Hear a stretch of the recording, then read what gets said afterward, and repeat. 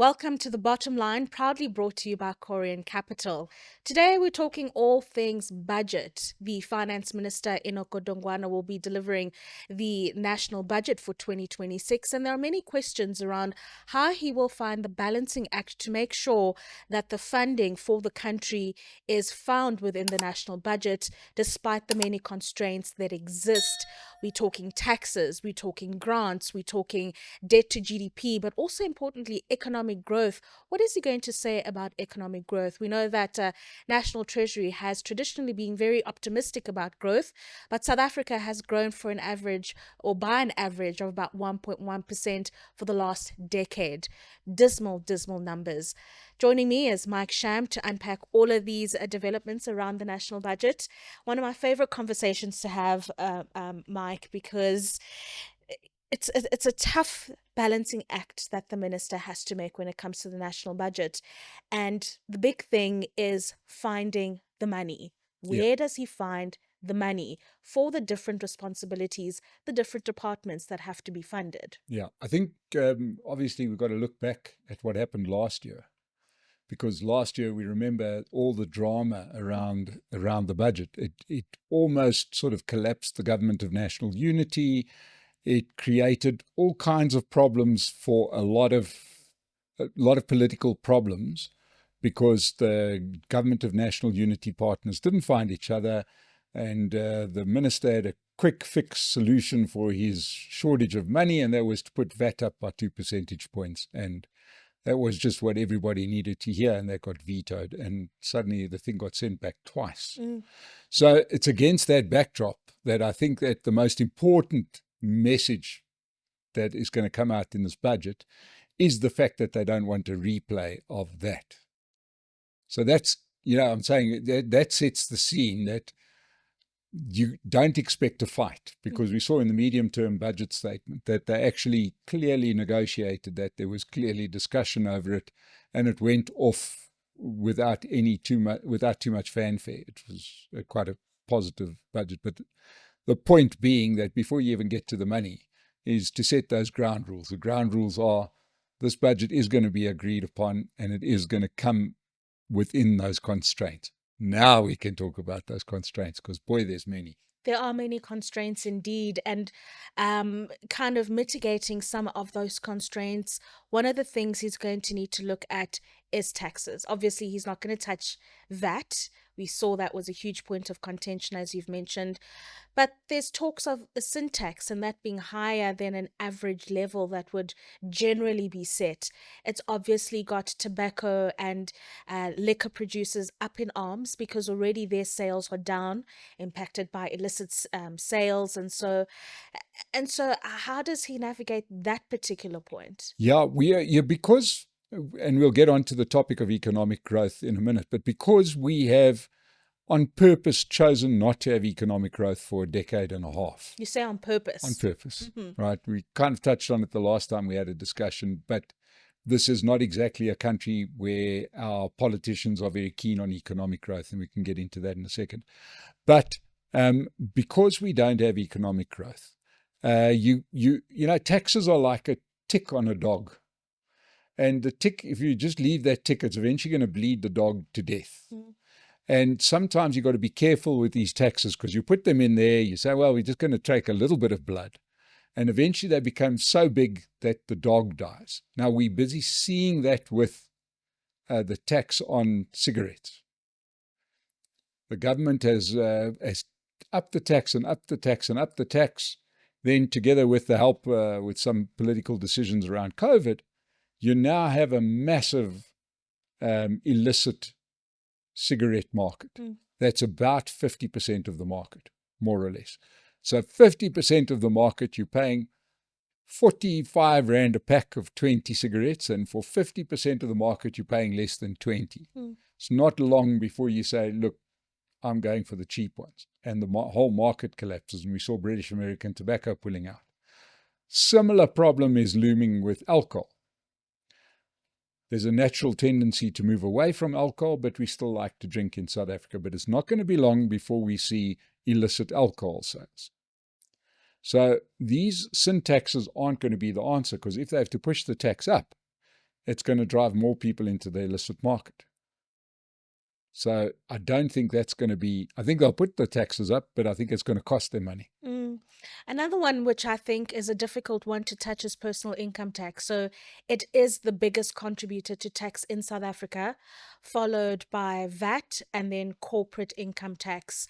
And the thing about the personal income tax is that the working population in South Africa is not shrinking, but it's not growing. Yeah. So you've got about a million people that account for 60% of the personal income tax. That's nothing if you consider the population. Yeah. So that's another issue, is that you cannot go for the average person just because that margin is so narrow. Yeah, and on a couple of occasions, the Minister of Finance has actually, I was quite surprised. He raised that as an issue to say we can't, he specifically said that there can't be more taxes on income earners, right? He himself has sort of put there was something that was going to be put up, and he said, no, that would hurt the middle class, and didn't raise a tax, which, his comrades would have. So there's clearly the understanding now that any more taxes on income earners in the formal end of the market is going to drive more people out of the economy, or it's going to lead to greater unemployment. He's constrained there. So this is just a horrible scene, to be honest. There's only one solution: economic growth. We're going to keep banging that drum. Yeah. And the how? Well, the how is the opposite of what you're doing, not you, but what we're doing is that the how is that you've got to actually lower taxes to increase economic activity. You've got to lower some of these expenses that have just grown, the things that have gone in, and you've got to pay, a levy on this and a tax on that, and these things grow and grow and grow, and the burden just becomes bigger. So the only way to do it is to do what many countries have done. You cut the size of government, you lower the tax burden, and the economic activity follows as day follows night. It sounds very simple. It is largely quite simple because, the thing is, I'm a big believer that the people who would use their money the best are the people themselves. So leave it in the hands of the people. Government is a bad user of money because it's very inefficient. People, if they had more money, they'd spend more money. It would create more economic activity. I'm part of that school of thought. Yes, please put down in your comments below. I'm that guy, right? But we see that everywhere. There's a reason, in my logic, why the US, with a population of 350 million, is the biggest economy in the world, is because they do this. They have lower taxes. They have more economic activity. The government doesn't get involved like our government gets involved in everything. And the economy grows. And that's why those command economies that you see everywhere else lags badly. You're seeing it now. About 10 years ago, 15 years ago, you could compare the economy of the Eurozone with the US. It's now lagging by nearly 50% because the one has got big state impact and the other one has got low impact. Sure. I want us to move over to another component, and I'm hoping that our viewers can comment and engage with us on this particular point, is the priorities of the Finance Minister. Where should the bulk of the budget be going? The bulk currently, as it stands, goes to servicing our debt to GDP. Then it's on social spending. But we do know that he's deploying the army, and we've got a higher education crisis when it comes to NSFAS. We've got NHI and the healthcare funding that needs to come through there. So where exactly should the focus be, Mike? Because it would seem a little bit of a tough situation for the minister to say, this is more important than that, and I'm going to take from here to give to there. And to make your point even stronger is you've got the political dynamic.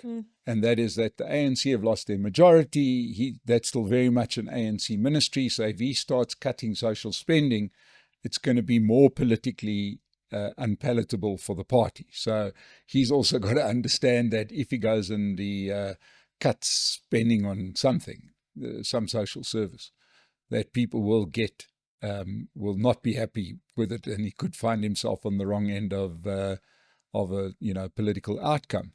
The only place that I could see that there could be taxes is that if you take the social spending, and South Africa's got large social spending, I think it could be a little more nuanced. The government shouldn't be the home builder. To me, that's always something that I think shouldn't be in the hands of the state. There's some of these big projects down below, like national health. We're not ready for that kind of thing. But we need to do an amount of social spending. Let's say that can't change. The concern is that in the State of the Nation address, the president was talking about converting the social relief of distress grant into almost basically a basic income grant. Yeah. And the number everyone's bandying about is 1,000 Rand a month. We've got about 6 million people getting that money. Is that right? 9 million people getting 600 Rand more than what they're getting now. If you just do simple maths, that's 5.5 billion Rand more per month on the fiscus. That's over 60 million Rand in the year, 70 million Rand that the Minister of Finance would have to find. Yeah. However, there's a however to that. That's not the worst money we can spend. I'll tell you why. That money goes straight back into the economy. Those people that get the basic income grant need it and will generally go and buy goods and services. They're not in the business of putting the money away because they're desperate. They need it. So I don't necessarily, even Mr. Capitalist me, don't see that as being necessarily a bad thing because we've got such a low level of economic activity. So that money is going to come straight back into the economy.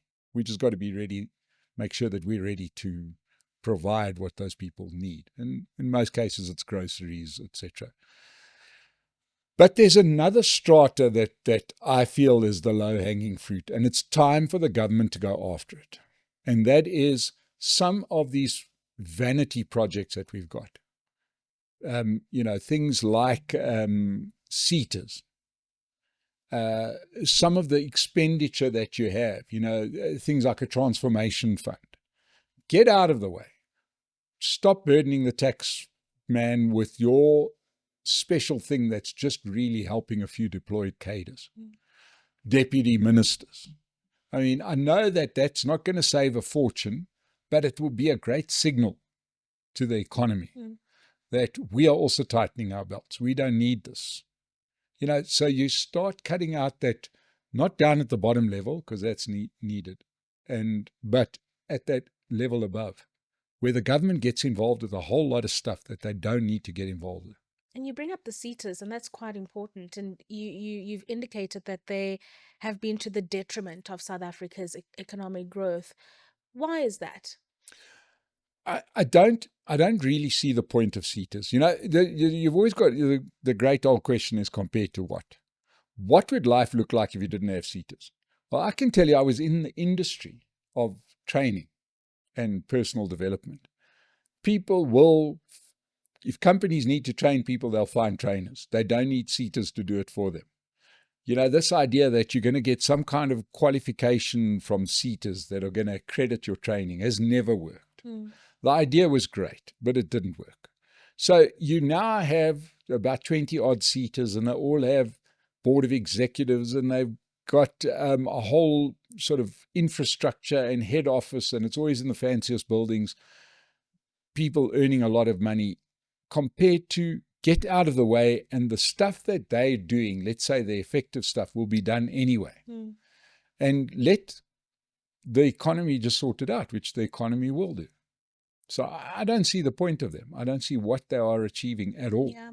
No, they have been problematic. And I mean, you're not the first to speak on them and the detriment that they've caused.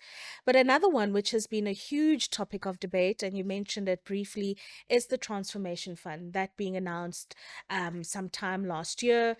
A lot of controversy around it, saying that it is not necessary and it won't do what it needs to do.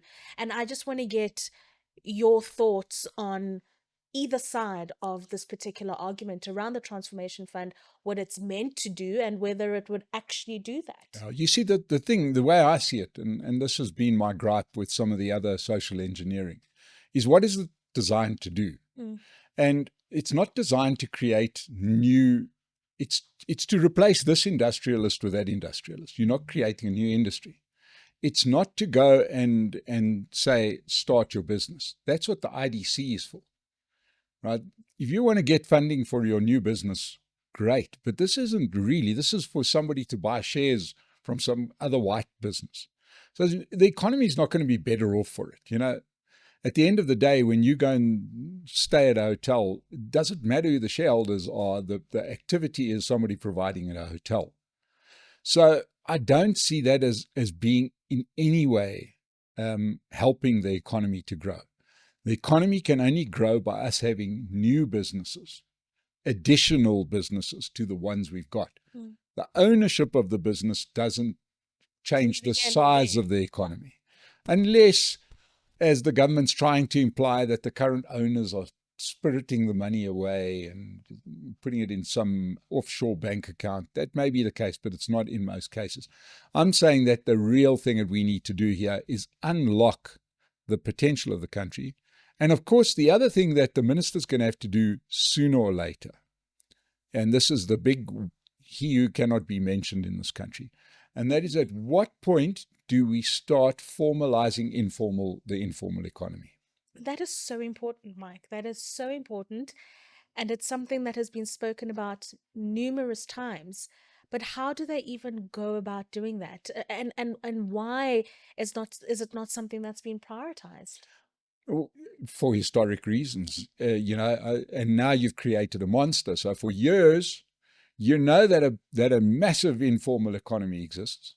In actual fact, that very minister on the weekends might go to the most fun Shishinyama, but it's an informal business, but it's a fun place. And nobody's knocking at that person's door to say, where are your papers? Where have you registered this business? Where's your VAT certificate, etc.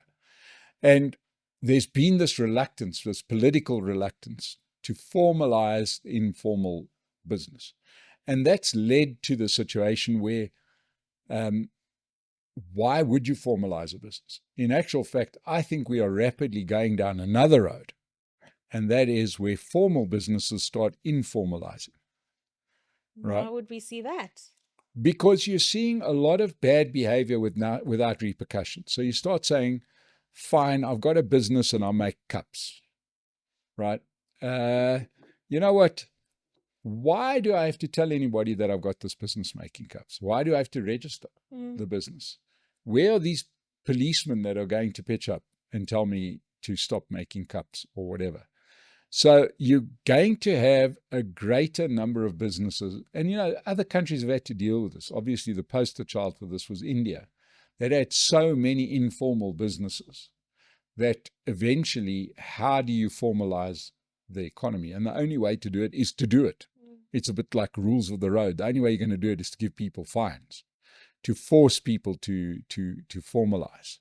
But that, to me, is the one way that we can grow the net. But I think right now we're constrained. It feels like the state is trying to pull off in third gear, fourth gear even, uphill. It's going to be a really difficult thing to do. And it's going to be a tough one for the minister. But I think he'll get through it. And I think there'll be some complicity. But he's going to have to do something in terms of cutting other expenditure. What's also been very difficult for the minister, and many have said, Mike, that this is low-hanging fruit. You know, this is what could bolster economic growth in some shape or form, is the infrastructure fund. He's spoken about it at every budget speech, and yet how many projects are we seeing out across the country? And what would it take to start to see those projects? The infrastructure fund needs to get going because we need those construction jobs. Those are the jobs that are going to turn the tide for us. Absolutely. And the other place where we could get jobs right now, I suppose, is in mining, which we've all forgotten about mining because it's become almost impossible to mine in South Africa. I mean, the cost of mining in cost of itself, mining. yeah. So you need a concerted, addressing of all of these things. But certainly the infrastructure thing, unfortunately, some of the technology is making the government's lives even worse. Because, if you take something like solar power, in a country like South Africa, it should be encouraged. But the government knows they're losing money with every customer that signs up, that puts sort of panels on their roof. So you need to be bold enough to say that there's going to be something else that'll take its place. If the economy is growing, people will find something else to earn money doing.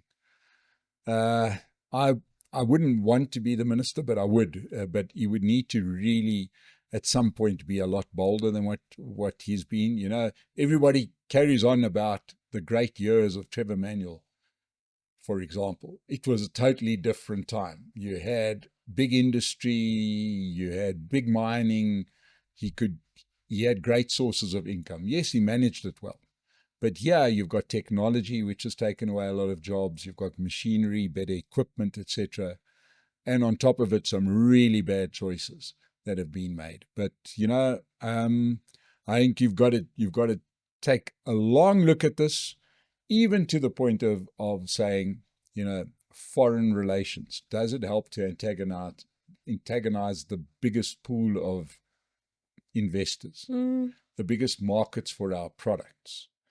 Right? We know that China's a producer, therefore they're not going to buy our finished goods. They're going to buy our raw materials. That's nice, but it's not the same as somebody that buys a finished good. So, I just think that the country really has to all systems go towards economic growth. We could do it if we chose to do it. Cut the red tape, make it easier to start business, sort out, it's the usual stuff, sort out crime and corruption, but be explicit about it. And I think that the economic growth would follow. And service delivery, Mike, you wouldn't believe the amount of people I've spoken to, businesses who have pulled out of certain areas, Ekurhuleni, KZN, because they don't get service delivery. And I'm sure the minister will bring up the municipalities, because failing municipalities ultimately lead to the low growth that we're seeing now. Because if businesses can't function in those municipalities, then what are you getting, right? I do think that some good comes out of the bad, though. I really do. The world, you realize, is a complete circle. And if you go past a point, then the opposite starts happening. And I think that the local government elections are going to be absolutely catastrophic for some of the parties because of this lack of service delivery. I think it's reached that point where even the voters are saying, we've had enough of ideology, we just need service delivery. And that could get some outcomes that people aren't expecting, right? And to the degree that it happens, and we might shelve some of the discussions that we've had that are useless, that are just completely don't help the conversation in the country at all. For example, really, we've discussed tenders, etc., that kind of loophole that allows people to, the water tanker world. People need to pay a political price for that, and I think that's coming the end of this year in the local government elections. So you might see a huge shift there. I think you'll see a big shift, and then, of course, that'll make the governments respond. I always say this because I have realized it to be true, and that is politicians are completely reactive. They do not set the tone, and they purely respond to what people are angry about. So if we get to the point where people are, where they know, oh dear, I'm going to lose a vote, they'll respond better than they would have if they knew they were going to win easily. We've reached that point.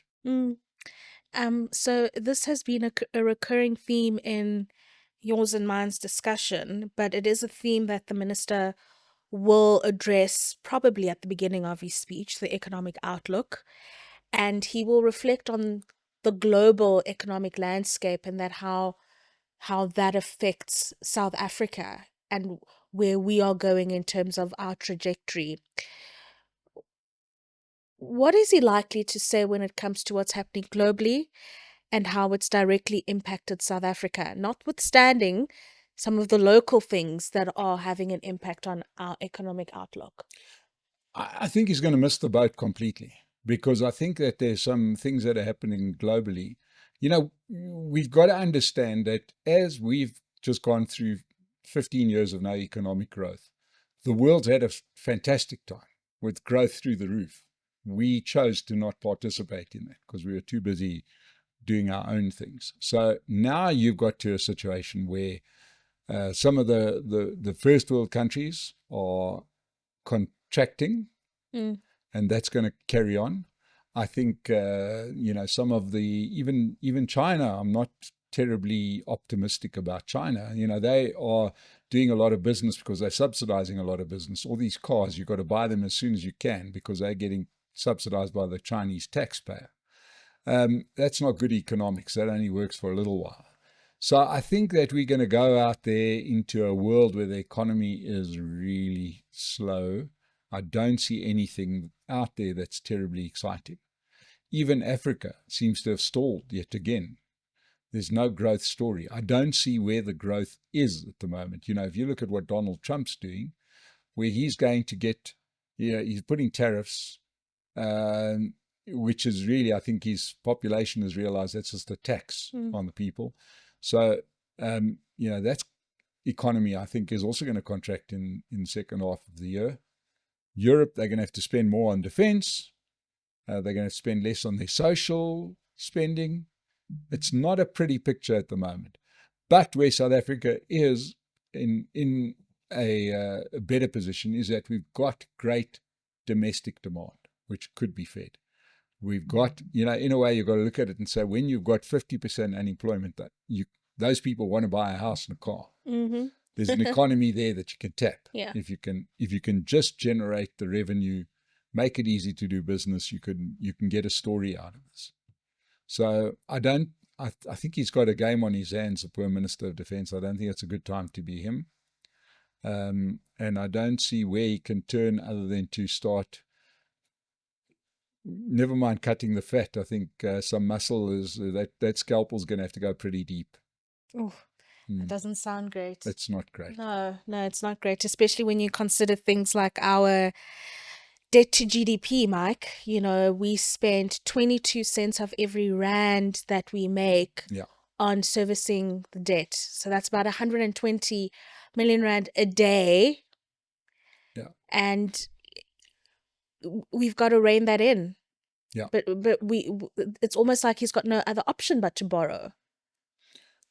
Yeah. Look, I mean, you borrow until nobody wants to lend you anymore. And then you've got to stop borrowing whether you like it or not. And I think we've got there, we got to stop these vanity projects. I mean, national dialogue, a billion here and a billion there, and soon enough you're talking about money. I think we're getting to the point where some of these projects have to stop. We have to either grow or be comfortable with what we've got, and that's it. But we do know where the money is. We know that we are wasting a fortune in inefficiencies. That could save us about a third of our budget, on a third of our purchases in the state. And it's time to do it. We have to do it. I want to end off our conversation with something a little bit positive. Is there something that you are optimistic about when it comes to South Africa's budget, the direction that the minister's likely to take, or the direction that our economy is taking in 2026? Because there have been murmurs that, we might be turning the tide. Yeah, look, I think that I'm positive about two things, and they're both kind of negative things, okay? Let me explain to you what I mean. I think that any economy, when it gets down to a level, eventually you say, to hell with it, I'm so sick and tired of this life, I'm going to go out for dinner. You know what I mean? There's almost that point where people say, well, I'll just live because I can't tighten this belt anymore. So people actually, you build up a bit of pent up demand, right? Because people have been so tired. I think we're busy experiencing that now, and that could give birth to something. So I'm kind of positive about that, is that I don't think we can tighten our belts anymore. I think the time They're as is tight as they as can be. tight as they can be. And now it's time for us just to go out there, and then, you know, another restaurant opens, which leads to more jobs, which leads to more jobs, etc. Right? So I'm positive that the economy has been whacked down as much as what it could be. And then I'm also positive that, this sounds quite weird, but if the rest of the world is constrained, which it is, Europe, US, etc., it stops being a magnet to our best talent. Right now, if you've got, you know, London going mad, New York going mad, they're looking for any engineer that graduates. And where do you go and look? You go and look in a country like South Africa.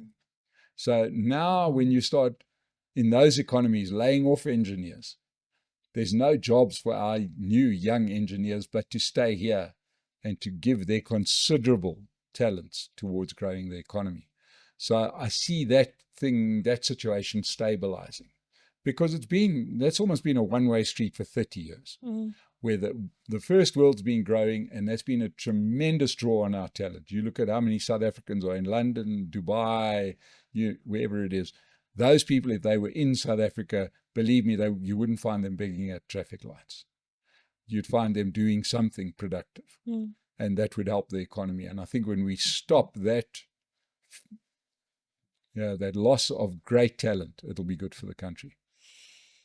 Oh, we're just going to have to wait and see, aren't we, Mike? Yeah. Thank you so much for those insights. It's been a very, very interesting conversation ahead of the national budget, which will be tabled by Finance Minister Enoch Godongwana.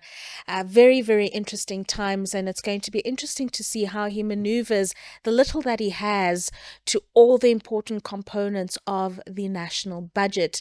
You've been watching The Bottom Line, proudly sponsored by Korean Capital. Do like, follow, and subscribe, and share your comments on some of the topics that you'd like us to discuss when it comes to business and South Africa's economy. And we're more than willing to do that. For now, take care.